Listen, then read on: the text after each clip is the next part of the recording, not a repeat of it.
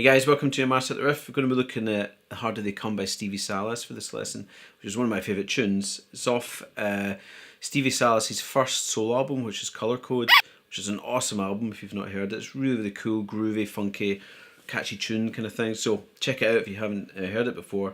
So this is all based around basically G, bluesy kind of stuff. And what we've got to begin with is a little thing that sounds like this. And what we're playing here is quite a little flurry, but if we break it down, what I'm going to be playing is 3rd fret of that D string. Yeah, use the first finger for that. You can think of yourself as being like G pentatonic minor here. Then I'm going to do a quick hammer on 4 to 5 in the D string. Sorry, play the G string there. Yeah, like that. So I'd play 3 in the D, hammer on 4 to 5 in that D string. Yeah, and then I play a double stop. 3rd fret of the G and B strings there, the first finger, like that. Now playing it slow like that, you can hear it's got this kind of swing feel to it, that sort of vibe. That's what you want to get. You want to be able to play that slow, so when you speed it up, you've still got that in there, it's just obviously playing it quicker. So that's kind of first bit. Then I end it off with this little double stop here. Now this is a little bit tricky, I think, to play as a whole. And what I'm playing here is 5th fret of the G and then 6th fret of the B. So you can imagine you playing kind of chunks of your pentatonic minor scale there. But what you do is you play that and cut it short. So that's your kind of phrase. Yeah. And the tricky thing here, I think, is just being able to control the 3rd and 4th fingers. Yeah, plus the time that you're doing it in. You've got very little time to do all this. Once you've done that, you take that double stop, which is 5-6 in the G and B strings, move it to 5-5 on the G and B strings, and give it plenty of vibrato. Yeah, so you have this. Yeah, then we go. So play the little double stop at the 3rd fret, playing up to the 5th fret again with plenty of vibrato. Yeah, so it goes. And you can hear the rhythm of that. It's kind of on that last 16th of the kind of beat. Yeah. So you play it once, second time, you do a little up and down bend. So I'm using my 3rd and 4th fingers to play this double stop. So you just play it up and down. So about a half step bend, and it ended with the double stop at the 3rd fret again. Okay, so slowly that's what we've got so far.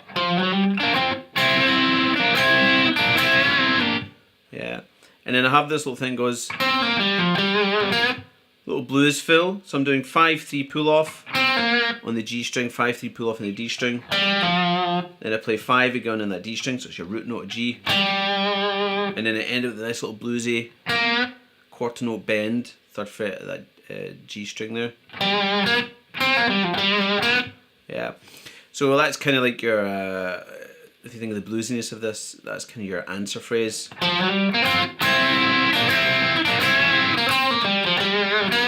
Yeah, so that's basically the first kind of part of the riff. You do that twice. Yeah, second time. You end on the 3rd fret of the D string rather than the 3rd fret of the G string. So that's your kind of answer to that answer, if that makes sense. Yeah. Then you do that all again.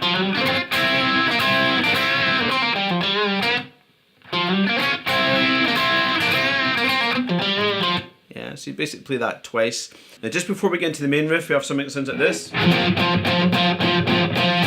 Okay, so what you've got here is a kind of funky stab sort of idea, and we lead into it with a little kind of upstroke, muted upstroke, to give us a kind of and basically then what I'm going to do is play 3rd fret of the D string, even 8th, so I'm kind of doing 1 and 2 and 3 and 4, and on the and of 4 I play 5 on the D string there.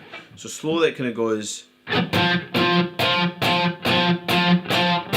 Yeah, and what I'm doing there is I'm kind of make the notes punch out, just kind of giving a little bit of a staccato feel, so I'm losing all downstrokes. Once I hit the note, I release it on the fingerboard here so it cuts short. Yeah, because you want that kind of punchy kind of build up before you get into the next riff. So we start off with something that sounds like this. So what I'm doing here is I'm basically playing the root notes. I'm playing 5th fret of the D string, and the rhythm I've got here is basically like an 8th and 2/16, 2/16, so your kind of gallop thing. But what you want to do is, because we've got that swing feel to it as well, you're aiming for that down on your D string note, and then you're going to down up, just muting the top 3 strings. I can use the first finger for that, and you're really just hitting down up on the top 3 strings. Yeah, so you get that kind of nice percussive, really funky kind of vibe. Yeah. Next bit, we take the double stop that we played at the 3rd fret, G and B strings, and I'm going to play 3rd fret, 4th fret, 5th fret, so it just goes up chromatically.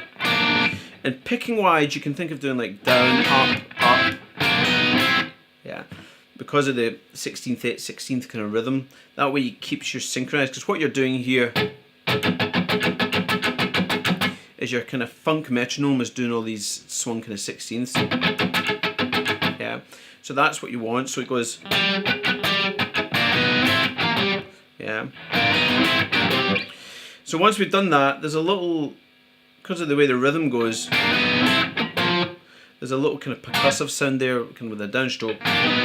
So it's like down, up, and then a little down there. Then what I'm going to do is play down, 3rd fret that D string.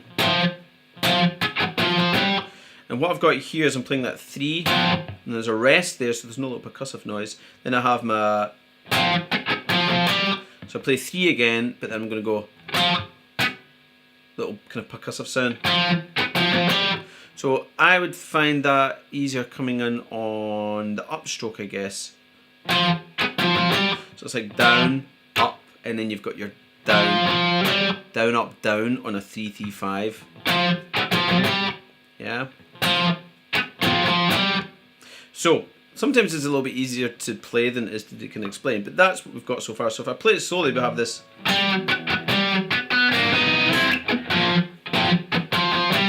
Yeah. Then basically we do another one of those guys. So you have a little percussive before it, so you can think of an upstroke, and then you've got your down, up, up, and then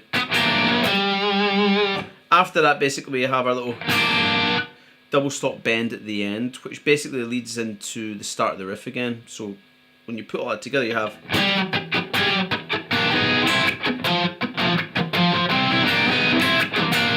yeah, so that little double stop bend.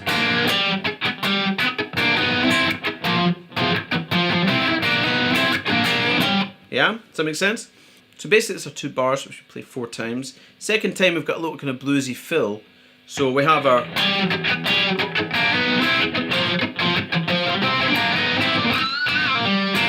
something that sounds like that. So what I'm doing here is playing a little G bluesy kind of fill. So I'm doing a bend, a half step bend, 5th fret on that G string. But there's a kind of semi-pinch harmonic in there.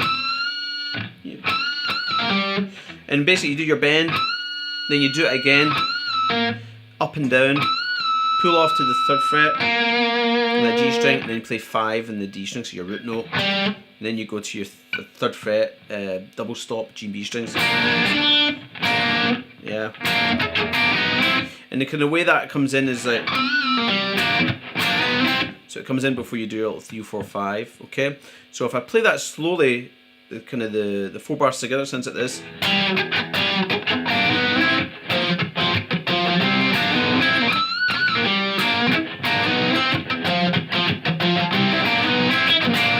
Yeah.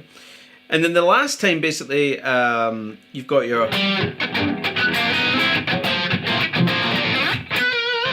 So basically, I've got a little ending slide. So after you do your slide all the way up the G string, all the way up to the top, and you're aiming for basically where you would normally play a 3 down here on the G string. You're aiming for 15th fret. Yeah. and then you kind of slide in the E string at the end for the end of it. Okay, so that's basically the kind of 2 parts to the riff. It's a really cool riff because it's got all this kind of funky, it's all based around G bluesy kind of ideas, but it gets you to work on this idea of being able to play funky stuff but hitting one note.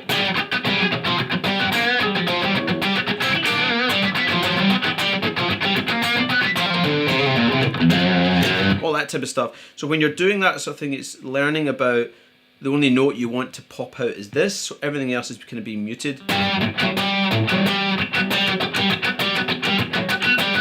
So you're, rather than individually picking the string, you're kind of strumming the note, yeah? So it's a really, really cool riff for that, plus it's damn groovy, which is also always fun. So if you like the video, please hit the like below. It always helps with getting the video seen and stuff. And as usual, if you're not subscribing to the YouTube channel, please subscribe. Check out the channel for even more lessons, different riffs, gear demos, licks, you name it, all that stuff's on there. And as usual, please check out mastertheguitar on Instagram, Twitter, Facebook, all the usual kind of places. Okay, so have fun with that, have a groovy time, and I shall see you soon.